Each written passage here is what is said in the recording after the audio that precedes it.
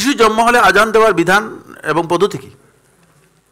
শিশু জন্ম হওয়ার পরে তার ডান কানে আজান দেওয়ার ব্যাপারে যে হাদিসটি রয়েছে তোফাতুল মওদুদের মধ্যে শেখুল ইসলাম ইবনুল কাইয়িম রাহমাতুল্লাহ এটাকে আমল বিহি আমলযোগ্য বলেছেন, কিন্তু হাদিসটি সনদের দিক থেকে দুর্বল। সনদের দিক থেকে দুর্বল, হাদিসটা সনদের দিক থেকে গ্রহণযোগ্য নয়। কিন্তু যেহেতু সালাফদের আমল সাব্যস্ত হয়েছে, কেউ যদি আমল করেন করতে পারেন, সেটা হচ্ছে তিনি খুব মৃদু আওয়াজে ডান কানে আজানের শব্দগুলো বলবেন, একবারে এসে আল্লাহু আকবার, তাহলে হয়তো ছোট বাচ্চার কানে ফেটেও যেতে পারে। এটা নয় পদ্ধতি, এটা হচ্ছে মৃদু আওয়াজে খুব আল্লাহু আকবার আল্লাহু আকবার এভাবে আজানের শব্দগুলো তার কানে দেবেন, এইভাবে আল্লাহ শব্দগুলো দেবেন। তবে মানে এই হাদিসটি সনদের দিক থেকে দুর্বল, সনদের দিক থেকে দুর্বল। যদি কেউ আমল করেন তিনি করতে পারেন, যেহেতু সালাফদের আমল সাব্যস্ত হয়েছে। তোফাতুল মওদুদের মধ্যে শেখুল ইসলাম ইবনুল কাইয়িম রাহমাতুল্লাহ উল্লেখ করেছেন।